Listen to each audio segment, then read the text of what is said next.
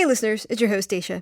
You're about to hear my conversation with the very talented Tamara McCoy. She both performs and teaches me about Liszt's Totentanz in this episode, which she actually performed it before we talked and recorded it because, as it turns out, it's an incredibly difficult piece to play on the piano.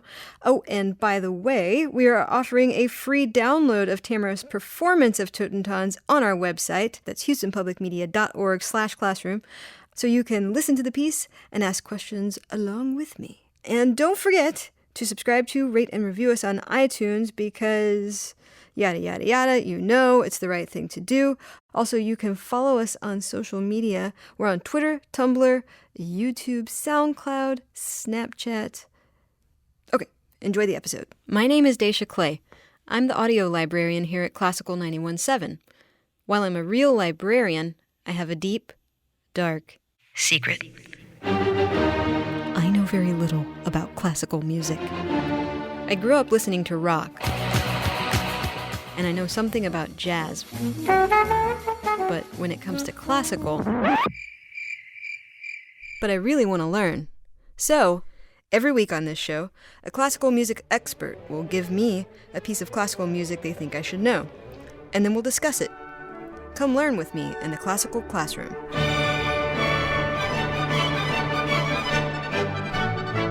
Hello everyone and welcome to the Classical Classroom. I'm Dacia Clay, and here with me today in the Geary Studio is Dr. Tamara McCoy. She teaches applied voice and piano at Alaska Pacific University. She is sweltering currently in Houston, Texas. She's also music director at the Anchorage Unitarian Universalist Fellowship. In 2015, she was awarded an Individual Artist Award from the Rasmussen Foundation of Alaska, and with the grant that she received from Rasmussen, she just did a tour of Alaska and England this spring with her duet partner, Valerie Hartzell, who is also the artistic director of the Classical Minds Guitar Festival, and they toured as Duo Amici. Now Tamara and Valerie are here in Houston as part of the Classical Minds Festival and competition. Tamara, welcome to the Classical Classroom. Thanks so much. Wonderful to be here. Yeah. So on your recent tours with Valerie Hartzell, you guys have been playing as a Duo Amici. But you've also been playing solo pieces, and that's what you're going to be teaching me about today. And you should tell me what it's called, because I'm afraid to try to pronounce it myself. That's okay. It's called Totentanz. Oh, okay. I almost had it right. Yeah, you did. Which in German means Dance of Death. Oh, wow. But the extended title is Totentanz Paraphrase on Dies Irae, which, and Dies Irae is a chant from the Catholic funeral mass. Yeah, it's from like the Day of way Judgment. back. Yeah, way back. It's like what a lot of classical music is sort of built on, the Dies Irae, right? It kind of that was like a proto-classical music. It's definitely a medieval chant. Yeah. But yes, a lot of classical musicians use that theme. I think the most famous example of that is in Berlioz's Symphonie Fantastique. Right. That's right, because we talked about that piece on this show, and that is where I first heard about the Dies Irae. Yeah. So before we get into talking about Totentanz, Totentanz. Totentanz. Tell me a little bit about Liszt, Franz Liszt. Who was he? When did he live? Where did he live? That kind of thing. Right. Well, he lived in many places, but he was born in Hungary, in a town called Rading. And he was born in the very early 19th century, in 1811. And he grew up on one of the Esterházy estates. And the Esterházy family happened to be the patrons for Franz Joseph Haydn, the famous symphony and quartet composer. Yeah. He was basically the rock star of his era, pianistically. I mean, women threw jewelry, all their clothing, all underwear, kinds of things. that kind of thing. Yeah. Onto the stage. Yeah, they so fawned over him that they saved his cigarette and cigar butts, and it was crazy. He was, there's plenty of pictures on Google. You can find all sorts of things, but he's definitely a ladies' man. Yeah, which is strange to me because I've seen pictures of him, and talented though he may have been, he was not a looker. I think that depends on the age of the picture you're looking at. Like his particular age at that time. I think as a young man, he was incredibly handsome. Later on in life, not so much. So was it kind of like a Rolling Stones thing where like Mick Jagger was at one time a very good looking person, yes, and then that's pretty much it. Then what happened to him? Probably alcohol and nicotine sucking the collagen out of his face. But the ladies still swoon over him. I know. Because he's Mick Jagger. Right. Yeah. And the ladies definitely swooned for Liszt. Wow. He was charismatic and famous, and that kind of does things to people. So maybe was it because he was charismatic and the fact that he was a brilliant composer? Like what was it that made people sort of, because I've heard of this term Lisztomania. Right. Which apparently is not just a song by Phoenix. No, it's also the title of a very, very racy movie that kids should never watch. But I think Lisztomania came about just because of the combination of all of those things. Okay. He was so innovative for his time. Yeah.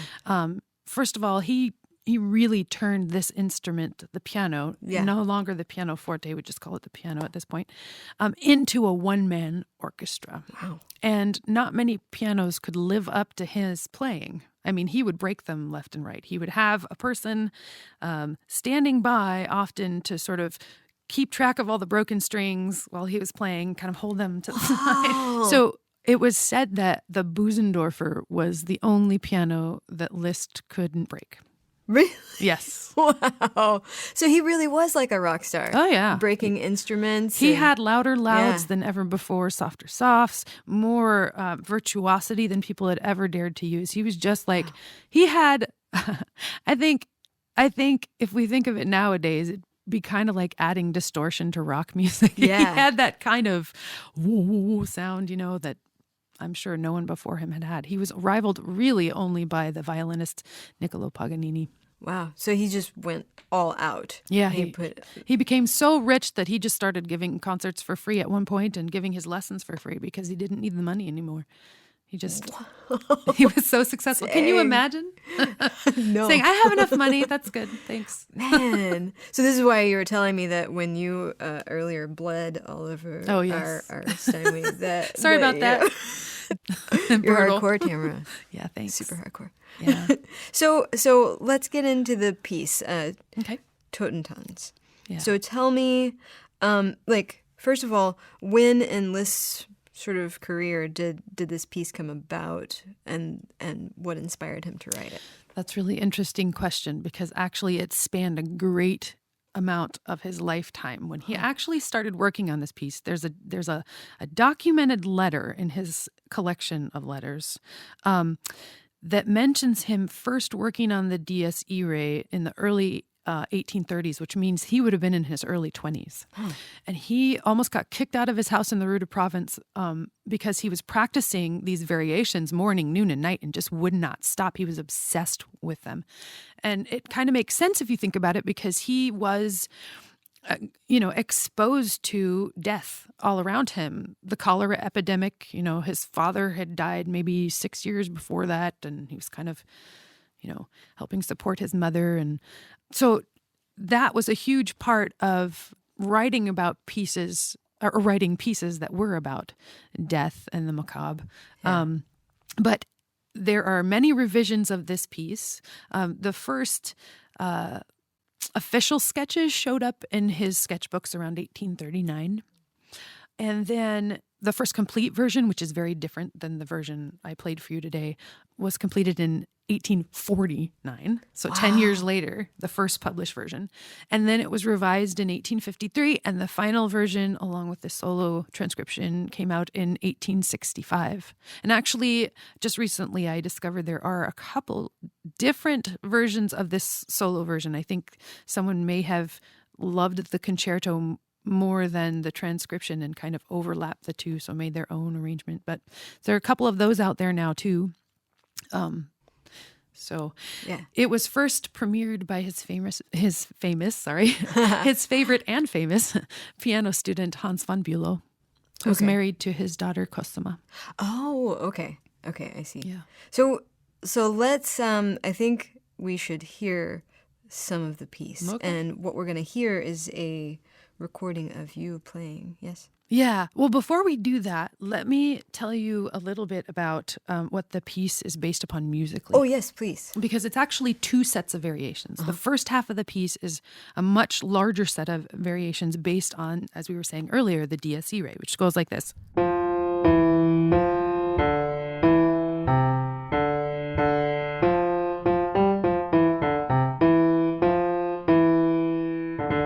So that's how that tune goes. And then the second sort of third of the piece, the much smaller set of variations, is based on, believe it or not, an ancient fertility dance called La Folia. And that it's just a chord progression in its original form, but people have made quite famous melodies out of it. So I'll play the chord progression first.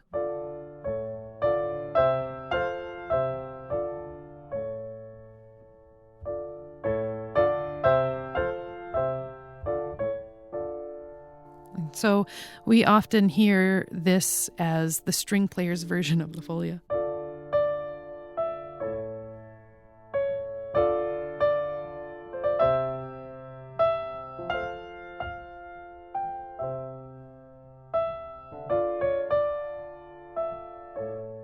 Okay. And actually, many more musicians than string players were obsessed with that tune. Rachmaninoff wrote a whole set of variations based on La Folia. Guitarists have used it. Many people have used it. It's almost as famous, in my opinion, as Dies Irae. What is it about Dies Irae and about La Folia that like so have stuck with people over the ages? I mean, like when I have learned a bit about them in the past, people have talked about them kind of like.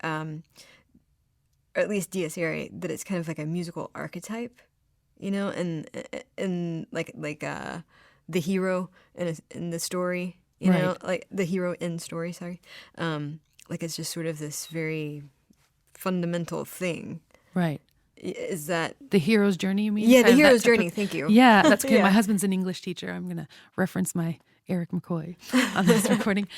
He talks about the hero's journey all the time. So, I think that these two pieces are almost quintessential representations of good and evil, almost, you know. I mean, you have this chant that's about the day of judgment, the judgment that God's wrath is going to come and just take the planet out, right? And then you have this fertility dance about new life and you know, inherent goodness in people, I think. Yeah. So that could have been the parallel that Liszt was building this upon. Interesting. The piece was sort of inspired by some works of art. Is that correct? Correct. Okay. It is. First, I should mention that Liszt invented several things in the Romantic period. He did not invent program music, but he coined the term. And so program music means music that's based on extra musical sources. So in this case, it means artwork, but it could mean literature, a feeling, a scene in nature, anything separate from music, sort of in our everyday life. What is the opposite of program music? Probably absolute music for music's sake. Music that's just sort of, that's sort of self-referential instead of referring to something outside. Exactly. Gotcha. Okay. Something not based on an additional idea, I guess. Okay. Yeah. Okay. So program music. Yeah. Yeah. So this piece is based upon two pieces of artwork. And the first one is by the 16th century portrait artist by the name of Hans Holbein the Younger. And he was a famous sort of biblical characterist in addition to being a portrait artist. And he made this set of wood sketches called the Totentanz. And a Totentanz in itself is usually depicted in art by a chain of skeletons that are sort of dancing their way towards the netherworld. And occasionally you see live beings interspersed in between these skeletons. But in Hans Holbein's case, he gives one or two skeletons surrounding an individual character. Okay, so each one of these sketches has one character in mind, and you can kind of see the actions of this character and how the skeleton is influencing that person before they die. And sort of my favorite example in the sketches, and they're all satirical, so they have a little bit of dark humor in each one of them. But my favorite example of this is one of the skeletons is so carefully escorting this very old man with a beard as long as the floor, and he's walking along with a cane in one hand, and the skeleton is sort of escorting him toward an open grave, and right in front of his toe, right before he gets to the open grave, is a rock, so that he'll trip and fall directly into the open grave. That's messed up. I know it is. That's the kind of humor this guy had, but you only live once, right? Wow. So Liszt took a shine to these Yes, he did. pieces? He did. And, I think that may have been where he got the idea of variations, is because there are so many of these woodcuts. There's it depends on which, book you look in or piece of literature you get them from, but there's between, 26 and 35 of them. Mm-hmm. So plenty to work from. I see. And then the second piece of art is a fresco from the Camposanto in Pisa, Italy. And it's called Trionfo della Morta. Buffamarco is, we think, the original artist, but it's attributed to Orcagna. Anyway, it's a scene where, it's got several things going on.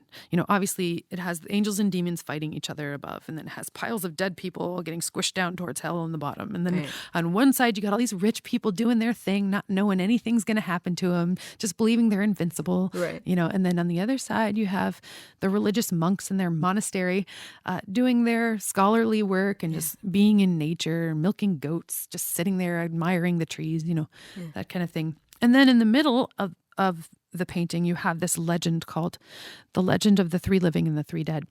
And that's basically a memento mori, because it has these three noblemen riding horses with their hunting dogs all around them. And all of a sudden in the woods, they come across this group of three coffins. And inside each coffin, there's a corpse. Mm-hmm. And one of the corpses sits up and said, I know you think you're special because you're rich. And of course, I'm paraphrasing here. But you're going to die too. So you better, do right by humanity. Do right by God. Get yourself in order, because you're not special just because you have a high position and a lot of money. Yeah. So wow. Yeah. So Liszt saw these pieces, and this is what inspired him to write. Well, in addition, it sounds like he was just surrounded by a lot of death. Yes, he was. And the death of his children, the death of his desired marriage. It was awful. The death of friendships, all kinds of death. Yeah. So these helped him sort of focus his creative energies, these pieces of art. I can only guess, yes. Yeah. Okay. All right. Well, now we have to hear some of the music. Yeah. Okay. So where do we begin? We can begin at the very beginning. Okay, awesome. Where you hear the piano introducing our theme, our Dies Irae theme. So there we get it.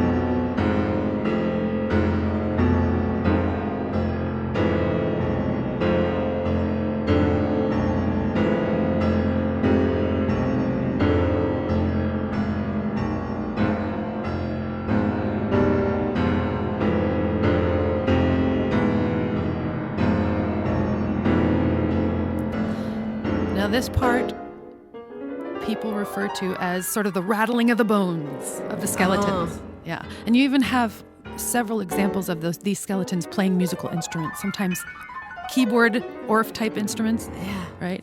So you can really hear the imagery. Oh, and I noticed that there was a change in the use of the pedals. Oh yeah, that was just my taste. I like doing things twice the same way.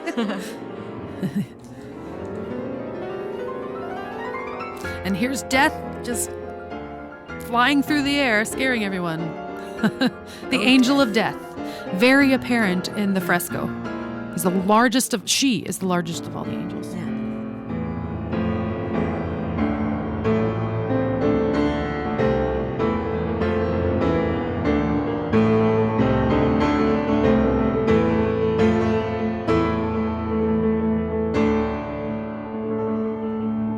Just starts like right out of the gate. It's just like boom. I have to say it's the most metal of all piano pieces. Yeah, it's pretty heavy for sure. Yeah, now we get the theme presented a little more sentimentally. Sort of.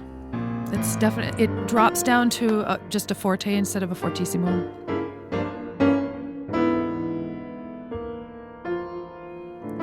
is loud. Fortissimo is really loud. Super loud. Yeah, so 3 Fs with fortissimo would be really, really loud. Every time you add a letter, it's a little more loud. Now this one I attributed to a sketch called The Fool, where there's this sort of village idiot walking along the countryside, and the skeleton's kind of poking fun at him, and you know.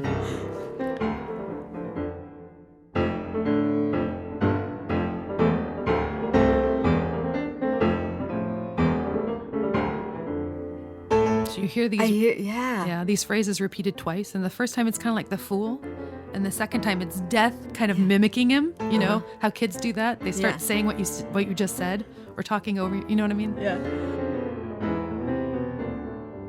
Now this next one is called, I attributed it to the sketch called The Sailor. You got just the wind blowing through these sails, rocking this boat back and forth, and in the picture you get the skeleton that's pulling the boat down into the ocean by the mast.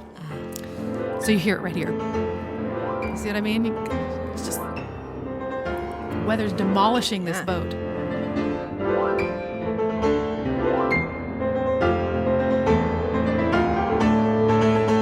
This is where I bled. Cue buckets of blood. I know, I haven't bled with the glissando since I was in my teens. Rookie mistake. All right. So this one's a little more intense and exciting. I chose the merchant for this one because he was hoarding his money, and people were trying to get it from all sides of him, and he's just sitting there with his arms around it, being pulled at from all sides. And he's like, no, but my money's gonna save me. It's gonna be there. I'm anchored to it. Yeah, that's my life.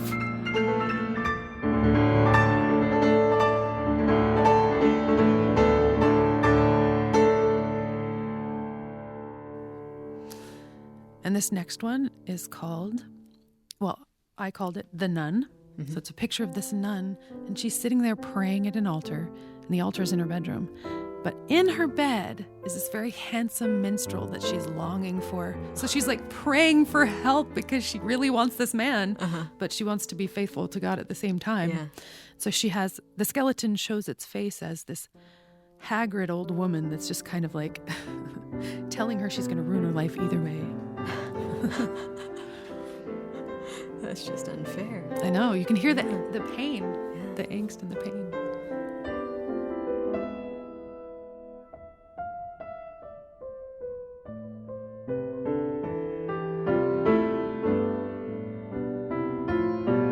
It's so beautiful.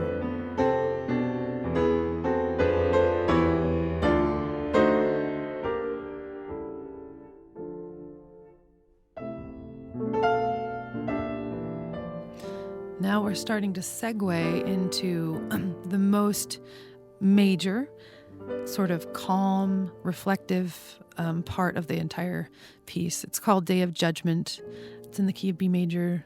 And in that sketch, you have God sitting on top of the earth with his sort of arms stretched out like, I'm here to save you, kind of thing. And you have all of his children surrounding him at the base of the earth. So it's weird because in the picture you see this planet, but all the kids are kind of around it. Yeah. And so he's saying, if you choose me, you'll have this bliss right here.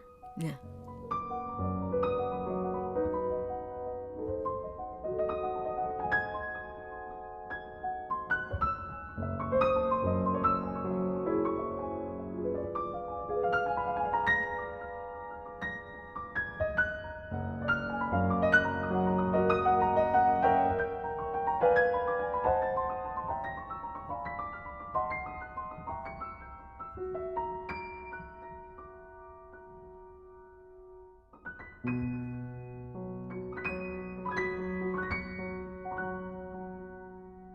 And I think this one in particular is a lullaby.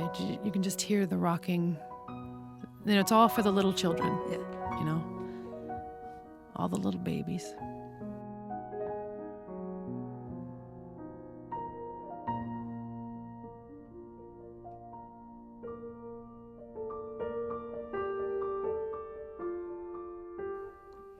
So here's the Dies Irae theme in kind of a anticipatory, major sounding section. Yeah. But it's very deceptive because Yeah. it's not going to stay that way. No, of course not. Death doesn't stay away.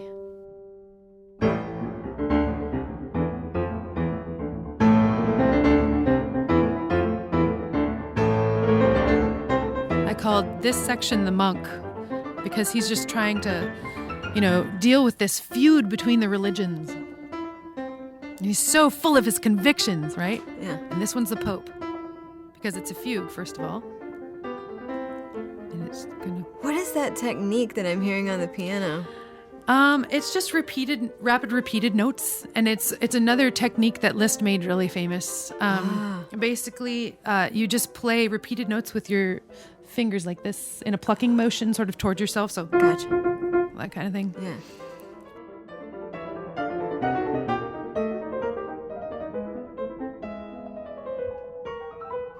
And I called this one the child because it's so playful. Yeah. It's like this kid's being irresponsible. And unfortunately, everyone can die, right?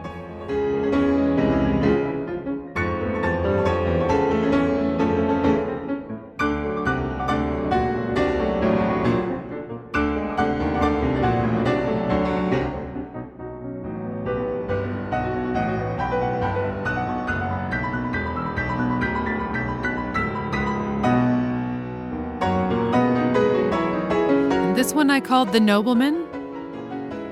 And you can hear why. It's just really regal, and this guy's full of himself, and he just thinks he's the greatest power, the greatest hero. I mean, I'm convinced. He seems pretty awesome. Yeah.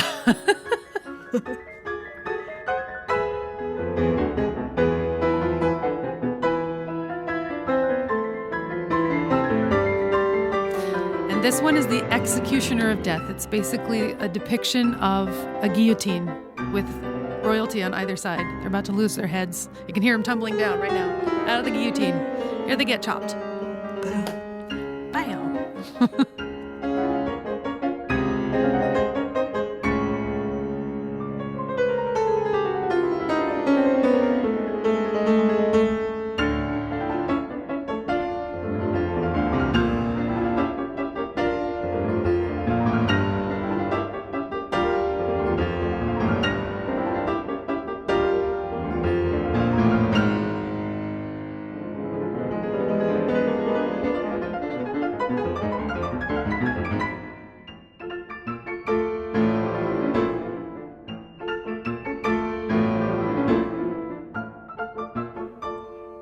Our head's still rolling? Yeah, pretty much.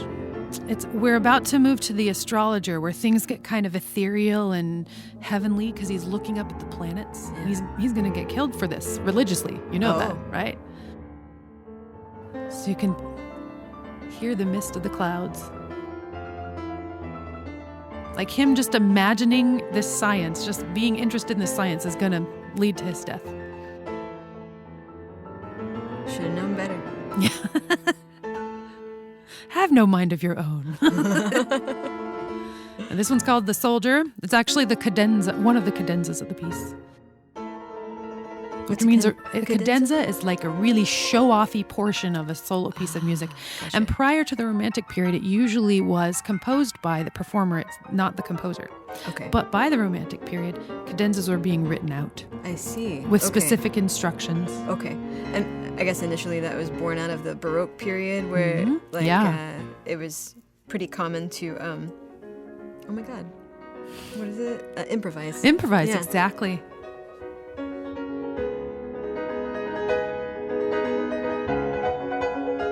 This is the hero. He thinks he's going to overcome death. You can hear it. The hope is there, right? He's going to win.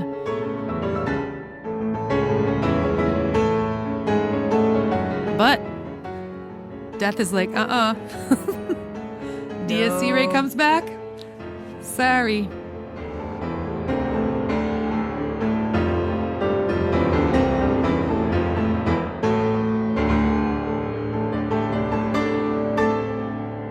start the second set of variations based on La Folia. And that story of the 3 living and the 3 dead, you're going to really hear the hunting calls right here. So you can hear the reference right there. Plus the triplets all over the place. The 3 dead, the 3 living.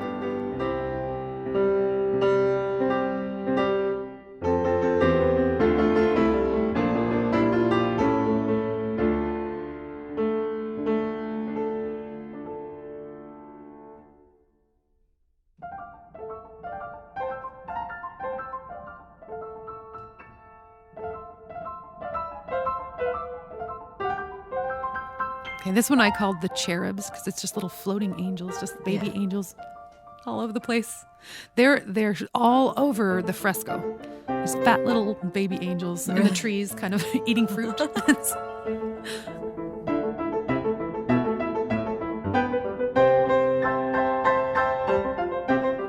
And this next shorter variation is the nobles sitting in the garden playing their plucked instruments. They're playing these little plucked harps. And their flutes.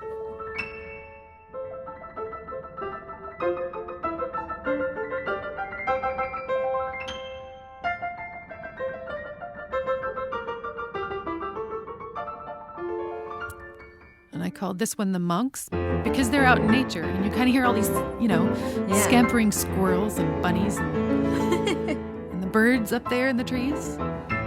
It's just very pastoral, Yeah. And then the angels and demons fighting each other. And this one, they have a picture of angels carrying away the children to heaven so they won't be sent to hell. You hear them go there? Oh, wow. Kind of rise up to the sky. Of course, this is my own, idea of what the music means from studying the art.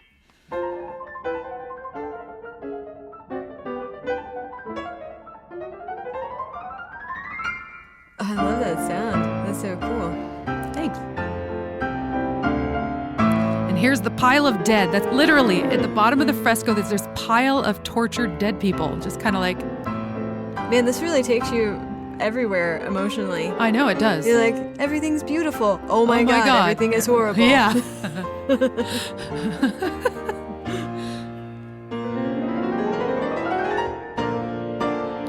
Now, here, as I mentioned before, the largest angel in that fresco is, and she's a different color and everything, is this horrible, dead-looking angel of death with a scythe in her hand, and she's flying towards the earth with her scythe in the air, ready to strike. And this is just her.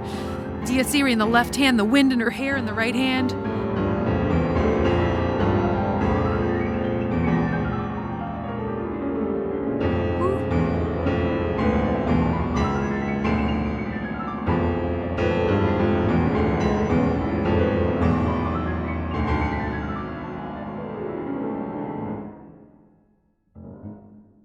And then everything stops. Everyone's like, wait a minute. There might be some hope. Give it a sec. Okay, maybe death is gone. Maybe.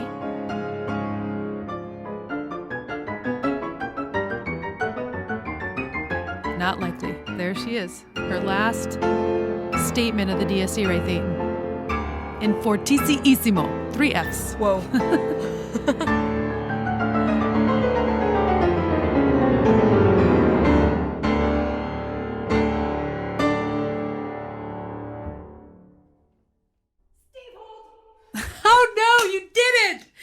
Steve Holt in there. Steve Holt! Steve Holt! Standing for Steve Holt? Steve Holt!